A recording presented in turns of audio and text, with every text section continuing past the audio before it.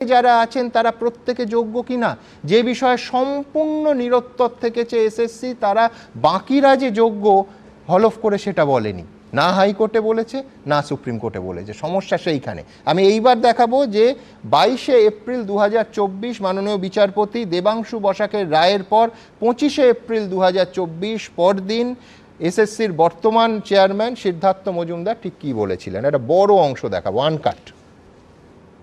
যারা বেআইনি, যারা অযোগ্য, বাকি সবাই যোগ্য। দেখুন, আমাদের যা রেকমেন্ডেশন গেছে তার মধ্যে আমরা চিহ্নিত করেছি এদের, বাকিরা যোগ্য। এবারে যদি কোনো নতুন তথ্য প্রমাণ না আসে বা আপাত দৃষ্টিতে এই মুহূর্তের তথ্যে দাঁড়িয়ে তারা যোগ্য, বাকি সবাইকে যোগ্য বলতে আপনি তো তাহলে পাচ্ছেন না। এটা কখনো সার্টিফাই করা যায় না। সবাইকে আমি তো চেক করে দেখিনি তাদের ওএমআর। আবার বলছি, এইখানে সমস্যা। কলকাতা হাইকোর্টের মাননীয় বিচারপতি দেবাংশু বসাকের ডিভিশন বেঞ্চের পরের দিন যদি এসএসসির চেয়ারম্যান এই কথা বলেন, তাহলে সুপ্রিম কোর্ট এই ভরসায় কি করে যোগ্য অযোগ্য বাঁচবে? যোগ্যদের তালিকার অপেক্ষায় হাইকোর্ট থেকে সুপ্রিম কোর্ট প্রত্যেকে ছিল, কিন্তু সেই তালিকা, খুব স্পেসিফিক্যালি আমি প্রশ্ন করছি, সেই তালিকা এসএসসি কি দিয়েছিল? আমি এইখান থেকে আরেকটা মারাত্মক অভিযোগে আসব, যে অভিযোগ একজন চাকরিহারা, একজন চাকরি প্রাপক অভিজিৎ করণ, তাদের বক্তব্য যে তারা যখন দেখা করতে গেছেন এসএসসি চেয়ারম্যানের সঙ্গে, এই যোগ্য অযোগ্য তালিকা কেন এসএসসি কোর্টের হাতে তুলে দিচ্ছে না। সেই সময় স্কুল সার্ভিস কমিশন কর্তৃপক্ষের বক্তব্য কী ছিল, চেয়ারম্যানের বক্তব্য কী ছিল, আই রিপিট, এই সময় তো ক্যামেরা ছিল না, যার ফলে আমরা জানি না।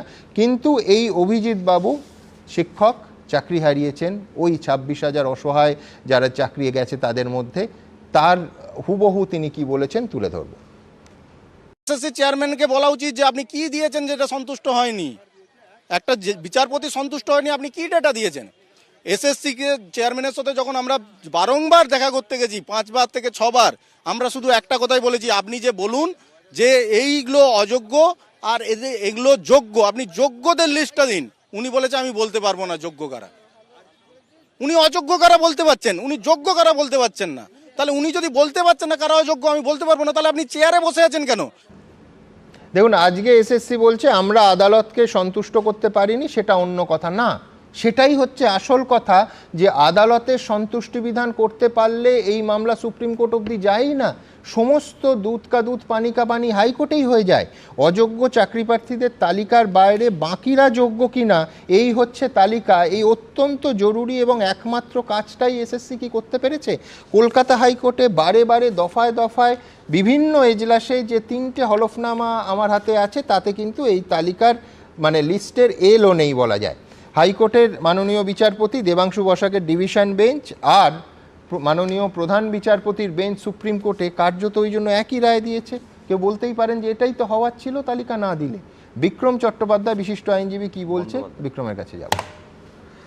স্কুল সার্ভিস কমিশন বারবার দেখানোর চেষ্টা করছে তারা একটা স্যাগ্রিগেটেড লিস্ট দিয়েছে সিঙ্গেল বেঞ্চ থেকে সুপ্রিম কোর্টে, কিন্তু সেই স্যাগ্রিগেটেড লিস্টটা যদি আমরা যখন সুপ্রিম কোর্টের কাছে দিয়েছিল, সেইখানে স্পেসিফিক্যালি কিছু টেন্টেড ক্যান্ডিডেটের কথা বলেছে।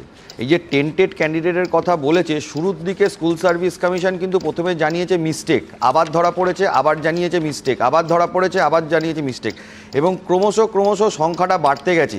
বাড়ার পরে যখন আলটিমেটলি ডিভিশন বেঞ্চ বা সুপ্রিম কোর্টের কাছে ফাইনাল ফিগারে বারবার করে যখন কোর্ট জানতে চাইছে যে আপনাদের এই ফিগারটা আপনারা একদম স্পেসিফিক্যালি বলুন, তখন স্কুল সার্ভিস কমিশনের থেকে যে তথ্য বা যে ফিগারটা দেওয়া হয়েছিল সেটা টেন্টেডদের ক্যান্ডিডেট, এটা একটা বড় গল্প। এবং আরেকটা জায়গায় জিনিসটা যেটা আছে, জেনুইন কারা, সেটা কিন্তু স্কুল সার্ভিস কমিশন না সিঙ্গেল বেঞ্চ, না ডিভিশন বেঞ্চ, না সুপ্রিম কোর্টে কোনো জায়গাতে দেয়নি।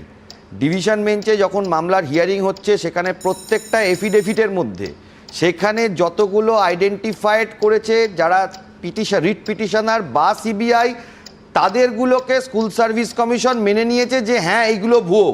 কিন্তু স্কুল সার্ভিস কমিশনের তরফ থেকে ভলেন্টারিলি কোনো কিছু আজ পর্যন্ত জানানো হয়নি, যেগুলো একদম অ্যাপারেন্টলি আমরা মামলা চলার সময় দেখিয়েছি যে কারো র্যাঙ্ক জাম্প হয়েছে।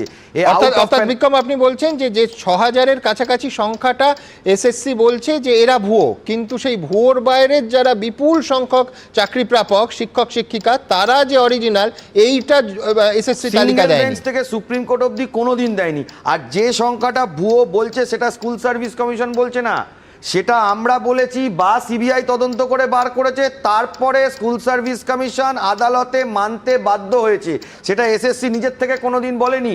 ফার্দার যখন চেয়ারম্যানকে বলা হয়েছিল, যখন ডিভিশন বেঞ্চে হিয়ারিং চলছিল, বারংবার হাইকোর্ট জিজ্ঞেস করেছিল একটা খুব ভাইটাল পয়েন্ট, যেটা ডিভিশন বেঞ্চ এবং সুপ্রিম কোর্টে উঠেছে, 242 নম্বর প্যারাগ্রাফ, যেটা ডিভিশন বেঞ্চের অর্ডারে আছে। স্কুল সার্ভিস কমিশন বলছে, in the course of hearing School Service Commission did not discount the fact that possibilities of further illegalities exist. আরও ইলিগালিটি আসতে পারে, এটা আমাদের সাবমিশন না, এটা স্কুল সার্ভিস কমিশনের সাবমিশন। 242 নম্বর প্যারাগ্রাফ ডিভিশন বেঞ্চের যে রায় হয়েছিল সেইখানে। এবং তার উপর আরও একটা জিনিস বেরিয়ে এসেছিল, যেটা হচ্ছিল প্যারাগ্রাফ 265, যেটা স্টেট গভর্নমেন্ট বলছে, state government has therefore accepted that there are widespread illegalities in the selection process and that the number of persons who received appointments illegally could not be determined in exactitude. State government নিজে বলতে পারছে না যে কতজন appointed illegally হয়েছে। এই দুটো পয়েন্টের ওপরে সুপ্রিম কোর্ট বারবার করে স্টেট গভর্নমেন্টকে এবং স্কুল সার্ভিস কমিশনকে জিজ্ঞেস করেছে, তারা কোনো উত্তর দিতে পারেনি। এবং অনলাইন স্ট্রিমিংয়ে সারা ভারতবর্ষে সবাই দেখেছে, লাস্টে স্টেট গভর্নমেন্টের তরফ থেকে বলেছে হ্যাঁ এটা আমরা বলেছি, কিন্তু যে ফিগারগুলো দেখিয়েছে সেইটার ওপরে এর কোনো সদুত্তর আজ অবধি দিতে পারেনি। এবং জেনুইন কারা, তাদের লিস্ট আজ অবধি দেয়নি। যদি জেনুইন দেবার মতন এদের ইচ্ছে থাকতো বা সদিচ্ছে থাকতো, তাহলে জেনুইন এবং টেন্টেড দুটো লিস্ট তো পাবলিশ করে দিতে পারতো। যখন সিঙ্গেল বেঞ্চে মামলা হচ্ছিল তখন কিন্তু বিভিন্ন সময়তে কোর্ট অর্ডার দিয়ে লিস্টগুলো পাবলিশ করে দিয়েছিল।